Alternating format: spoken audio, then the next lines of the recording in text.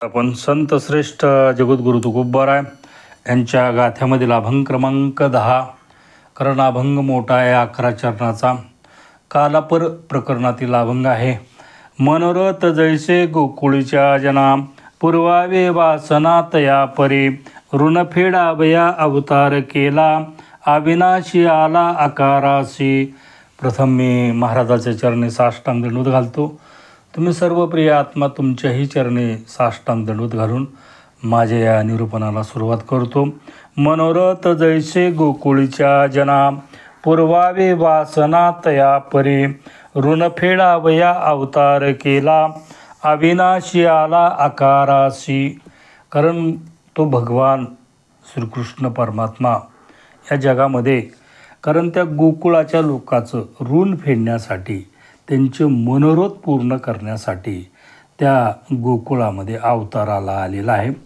कारण त्यांचं जन्म मरणाचं जे ऋण आहे, त्या जन्म मरणाच्या ऋणामधून त्यांना मुक्त करण्यासाठी तो देव, तो निराकार असणारा परमात्मा, तो आकाराला आलेला आहे. कशासाठी आलेला आहे? केवळ त्यांच्या प्रेमासाठी, केवळ त्यांच्या जे त्यांनी भक्ती केलेली आहे त्यांच्या जीवनामध्ये, त्या भक्तीसाठी तो आकाराला आलेला आहे. मला एक सांगायचं आहे, हे गोकुळचे जे लोक आहेत त्यांच्या जीवनामध्ये त्यांनी एवढी भक्ती केलेली आहेत. कारण ते ऋषी होते. आपल्याला सर्वांना कथा माहीत आहे. कारण माझ्या जीवनामध्ये हे 3-4 निरूपण मी काल्याचे मांडलेले आहेत. वेगवेगळं निरूपण माझ्या जीवनामध्ये काल्याचं मांडण्याचा माझ्या जीवनामध्ये प्रयत्न करीत आहे. म्हणून आपल्या जीवनामध्ये हे काला, कारण काला म्हणजे काय, का आला, इथं आपल्या जीवनामध्ये जन्माला का आलो. कारण जन्माला येण्याचं कारण काहीतरी असेल ना, की आपण ते पाहिलेलं आहे. की म्हणून म्हणलं की पाहती गवळणी तवती पालती दुधाने, म्हणती नंदाची पोरे, आज चोरी केली खरे. या अभंगावर आपण निरूपण मांडलेलं आहे. किंवा 192 अभंग क्रमांक. गवळण बांधती धारणा शिगळा, खेळ त्या गोपाळा माझी ब्रह्म. आता गळ्याला बांधतात गवळणी, एवढी सोपी आहे का? म्हणून ही जी गवळणी आहेत, हे जे गोपाळ आहेत, त्यांच्या जीवनामध्ये जी भक्ती केलेली आहे, ती भक्ती एवढी उच्च कोटीची भक्ती आहे. त्या भक्तीचं महात्म्य आपल्या जीवनामध्ये कळणंच कठीण आहे. आपण आपल्या जीवनामध्ये भक्ती करतो, मग आपलं मनोरथ आपल्या जीवनामध्ये पूर्ण करतो का भगवान? आपली जी भक्ती आहे, आपण भक्ती करीत नाही असं नाही. आपल्या भक्तीमध्ये वासना आहे, त्यांच्याही भक्तीमध्ये वासना आहे. आता वासना त्यांच्या भक्तीमध्ये पूर्ण करण्याचं काम देव करतो. आपल्या भक्तीमध्ये प्रेम नाही. आपल्या प्रेमामध्ये जी आसक्ती आहे ती कशाची आहे? आपल्या प्रेमामध्ये जी आसक्ती, वासना, इच्छा आहे ती सांसारिक सुख भोगण्याची आहे. मग त्यांच्या प्रेमामध्ये आसक्ती आहे, त्यांची वासना आहे, भगवंतासोबत खेळण्याची आहे, भगवंतासोबत भांडण्याची आहे. म्हणून त्यांच्या वासनेमध्ये आणि आपल्या वासनेमध्ये जमीन आसमानचा फरक आहे. आपली वासना हे नरकाला घेऊन गेल्याशिवाय राहत नाही, त्यांची वासना भगवंतामध्ये एकरूप झाल्याशिवाय राहत नाही. असा ह्या वासनेमधला दोन्हीचा फरक आहे. म्हणून जे गोकुळचे लोक आहेत हे ऋषीमुनी अनंत, कारण त्यांच्या जीवनामध्ये पुण्य केलेलं आहे. आपण कथा पाहिलेलीच आहे का राम अवतारामध्ये. कारण श्रीराम प्रभूनं, कारण त्या अहिल्याचा उद्धार केला. म्हणजे शीळ झाली होती अहिल्या, त्या शिळेचा रामप्रभूचा पाया लागल्यानंतर ती पूर्व अहिल्या झालेली आहे. मग हे ऋषीमुनीला कळालं की त्यांच्या जीवनामध्ये हजारो लाख वर्षे पुण्य करूनही भगवंताची प्राप्ती होत नाही. मग शेवटी काय उपयोग आहे म्हणले, आपण बी संसार करावा, आपण हे बायका कराव्या आणि मस्त आपला संसार करावा असं वाटल्यानंतर त्या सर्व ऋषीमुनीने ती शिळा घेतल्यात, श्रीराम प्रभूकडे गेलेले आहेत. पण आम्हाला बायका करा, आम्हाला बायका करा, येड लागलं त्यांच्या जीवनामध्ये संसाराचं. बायका करा, बायका करा, हे काही त्यांचं श्रीराम प्रभूकडे गेले असताना श्रीराम प्रभूने लगेच लांबूनच त्यांना तथास्तू म्हणलं. काही जणांनी आम्हाला बायका करा म्हणले, काही जणांनी आम्हाला गडी करा म्हटले. म्हणून ते त्यांच्या जीवनामध्ये मग म्हणाले आमचा स्वीकार करा. आता रामप्रभू म्हणले मी एक वचनी, एक पत्नी, एक बाणी आहे, मी तुमचा कसं काय स्वीकार करू? मग पुढला जो अवतार आहे 8वा अवतार गोकुळामध्ये मी जे अवतार घेणार आहे त्यावेळेस तुम्ही तिथं या. म्हणून हे गवळण हे जे गोपी आहेत यांनी त्यांच्या जीवनामध्ये हजारो वर्ष तपश्चर्या केलेली आहे. त्यांचं ऋण फेडण्यासाठी तो भगवंतानं अवतार घेतलेला आहे. म्हणून त्यांना त्या जन्ममरणाच्या बंधनामधून मुक्त करण्यासाठी तो निर्गुण निराकार असलेला भगवंत आकाराला आलेला आहे. मी म्हटलं की माझ्या जीवनामध्ये का आला, कारण आपण इथं जन्माला का आलो हे प्रत्येक मनुष्याने त्याच्या जीवनामध्ये आत्मपरीक्षण केलं पाहिजे. का आला, काहीतरी येण्याचं कारण आहे. आपलं संसारामधलं सुख दुःख भोगण्यासाठी आपण आपल्या जीवनामध्ये इथं जन्माला आलेलो आहे. हा शब्द संस्कृत आहे. काला म्हणजे काय, मृत्यूची देवता हा एक काला. कारण काळ हा मृत्यूची देवता आहे. म्हणून काळाच्या रूपामध्ये सर्व नाश होतं. कारण काळ कारण घेऊन जातो. फक्त ही आपलं जे आत्मस्वरूप आहे त्याला काळ आपल्या जीवनामध्ये घेऊन जाऊ शकत नाही. म्हणून आपलं जे अंतःकरण आहे, अंतःकरणामध्ये जो आपला आत्माराम आहे त्यालाच आपल्या जीवनामध्ये प्राप्त करून घेतलं पाहिजे. त्याला काला असं म्हटलं जातं. जीव ब्रह्म ऐके त्यालाही काला म्हटलं जातं. लाही आणि दही यालाही काला म्हटलं जातं. वारकरी संप्रदायामध्ये काल्याला अत्यंत महत्त्व दिलेलं आहे. काला म्हणजे तुमच्या जीवनामध्ये हे शेवटचं म्हणजे काल्याच्या नंतर तुम्हाला एकदा जर भगवंताची प्राप्ती झाल्यानंतर का आला हे तुमच्या जीवनामध्ये कळाल्यानंतर हे तुम्हाला पुढे जन्म मरणाची भीती तुमच्या जीवनामध्ये राहणारच नाही. म्हणून महाराज म्हणतात की त्यांचं ऋण फेडण्यासाठी तो भगवान श्रीकृष्ण या गोकुळामध्ये अवताराला आलेला आहे असं पहिल्या आणि दुसऱ्या चरणामध्ये महाराज सांगतात. अभंगाच्या 3ऱ्या आणि 4थ्या चरणामध्ये महाराज म्हणतात, शीन झाला वसुदेव देवकीस वदे बाळ कंस दुराचारी यासी नाही भूत दया अपपरतया पाप पुण्य. कारण वसुदेव आणि देवकी यांच्या जीवनामध्ये हे नेहमी 1000 वर्षे त्यांच्या जीवनामध्ये तपश्चर्या केली होती. कारण भगवान तू आमच्या पोटाला ये. आता तो भगवान त्यांच्या पोटाला आलेला आहे. वसुदेव देवकीचं लग्न झालेलं आहे. लग्न झाल्यानंतर कारण कंस हा सक्का मेहुणा आहे. वसुदेव आणि म्हणजे देवकीचा सक्का भाऊ आहे. सुंदर असं कंसानं लग्न ह्या वसुदेव देवकीचं लावलेलं आहे. वरात त्यांची काढलेली आहे. वरातीच्या थाटमाट चालू आहे ना, एकदम आकाशाची वाणी झालेली आहे. हिच्या पोटी जो जन्मणारा 8वा आहे तेच तुझा वध करणार आहे अशी आकाशाची वाणी झाली असताना कंस लगेच कारण त्या वरातीमध्ये खडगे घेतला आणि आपल्या बहिणीची हत्या करायला निघालेला आहे. त्यावेळेस वसुदेव म्हणतात, घे स्त्री हत्येचं पाप करू नको, आम्हाला जेवढे पुत्र होतील ते तुला आम्ही देऊन टाकतो. कारण त्यावेळेस कंसानं मग ठीक आहे ते हत्या करण्याचं ठेवलं आणि बंदीखान्यामध्ये त्यांना कोंडून ठेवलेलं आहे. बंदीखान्यामध्ये कोंडून ठेवलेला असताना त्यांना 6 लेकरं झाली. आता 6 लेकरं झाली. कंसाला त्यांना 8वा मारणार असल्यामुळं कंसाला काही पहिला मारायची त्याच्या जीवनामध्ये गरज नव्हती. मग त्याने 8वाच मारणार होता कंस.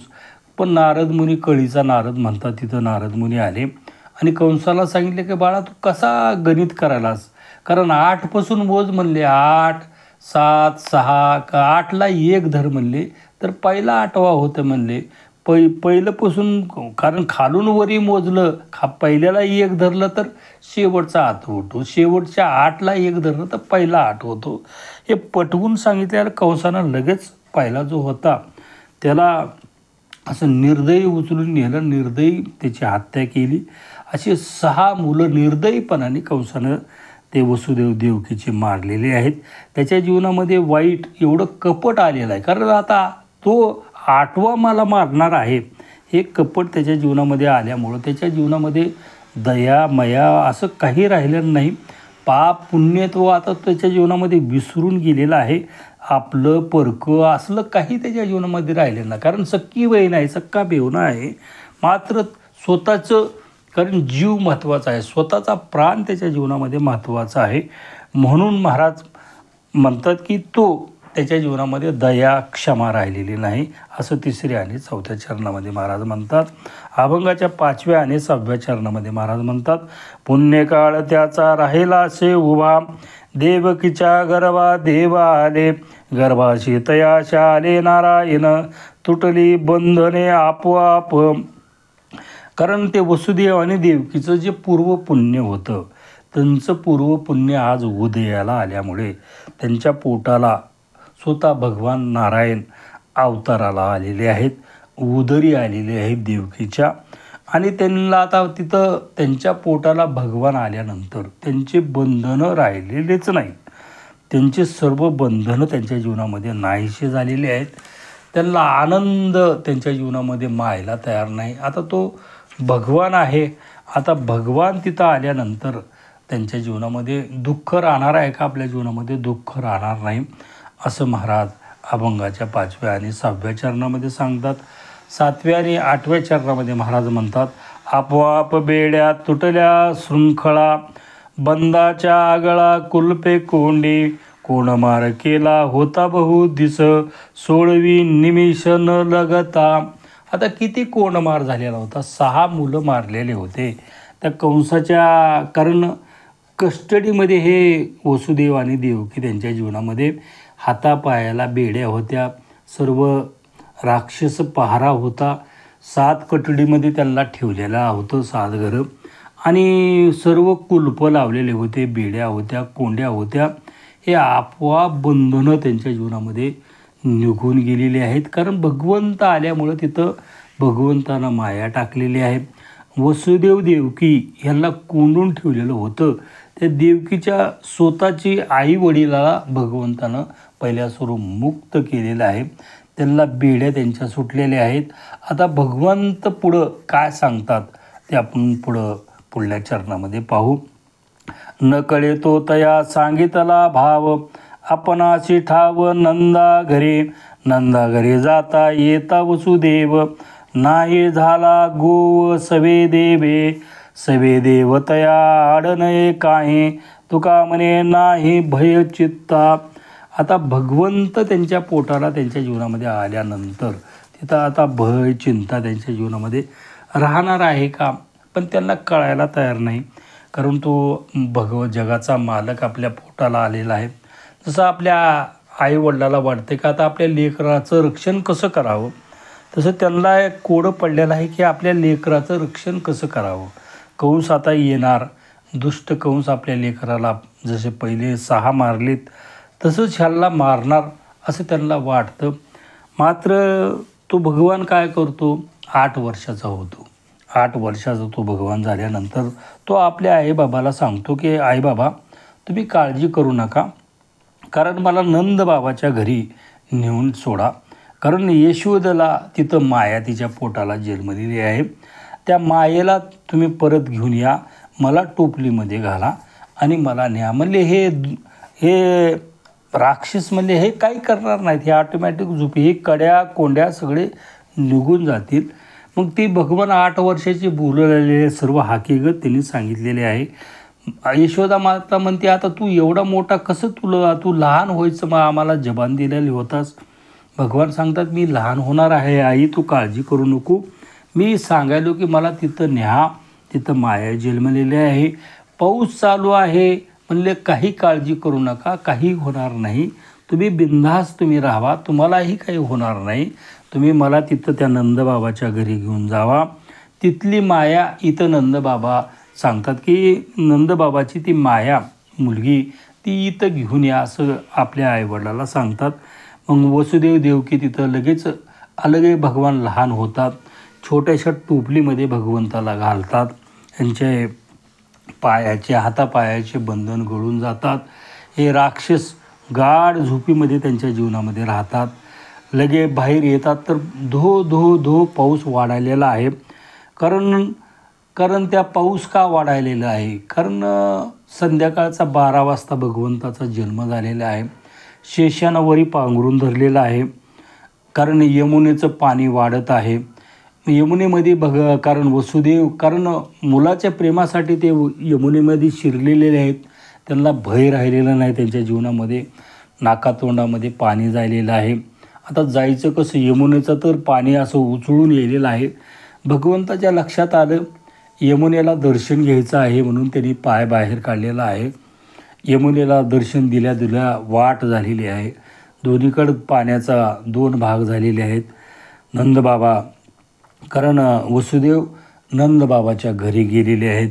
तिथं माया जन्मल्यामुळं सर्व वातावरण शांत आहे. तिथं सर्व घर ऑटोमॅटिक उघडलेलं आहे.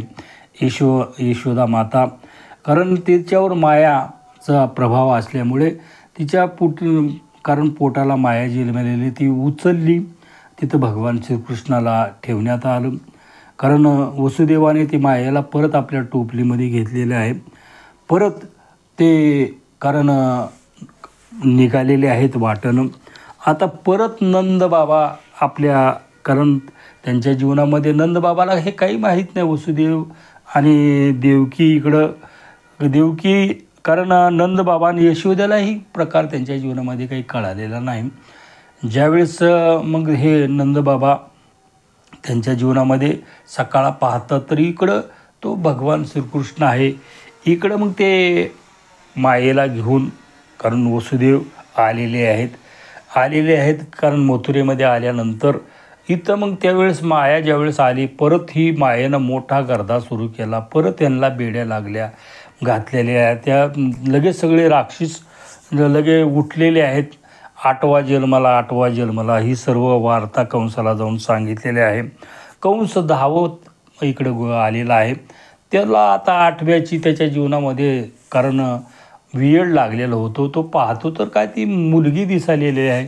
का मुलगी का असना, काही का असना, म्हणून त्यानं उचलली आणि असं तिला शिळेवर आपटिणार म्हणताच ती माया होती. असं गर फिरविणार म्हणतात ती त्याच्या हातामधून सटकलेली आहे. ती आकाशामध्ये गेलेली आहे. ती सांगते की तुझं लागी वदी जन्मला मजा आधी, कारण अरे तू मला कशाला मारायला जातोस, माझ्या आधी तुला मारणारा जन्मलेला आहे. असं हे काल्याचं निरूपण आहे. माझ्या बुद्धिमत्तेप्रमाणे, माझ्या ज्ञानाप्रमाणे हे काल्याचं निरूपण मी माझ्या जीवनामध्ये वेगवेगळं प्रकारामध्ये मांडण्याचा प्रयत्न करीत आहे. कारण काला म्हणजे काय, माझं एकच म्हणणं आहे की आपण का इथं जन्माला आलेलो आहोत हे महत्त्वाचं आहे. आपलं अंतःकरणच गोकुळ आहे. आपल्याच गोकुळामध्ये आपला आत्माराम आहे. त्या आत्मारामाची आपण आपल्या जीवनामध्ये भेट करून घ्यावी. आत्मारामाचं दर्शन झाल्यानंतर त्या भगवंताचं दर्शन आपल्या जीवनामध्ये होत असतं. हेच खरं काल्याचं मर्म आहे. असं माझ्या बुद्धिमत्तेप्रमाणे, माझ्या ज्ञानाप्रमाणे मी विवेचन मांडण्याचा प्रयत्न केला. झालेलं निरूपण सद्गुरू चिन्मयानंद स्वामी, तुम्ही सर्व प्रिय आत्मा, तुमच्या चरणी हे शब्दरूपे भावपुष्प अर्पण करून माझ्या अल्पशा सेवेला पूर्णविराम. तुकाराम तुकाराम तुकाराम तुकाराम. बोला पुंडलिक गुरुदेव हरिविठ्ठल श्री ज्ञानदेव तुकाराम.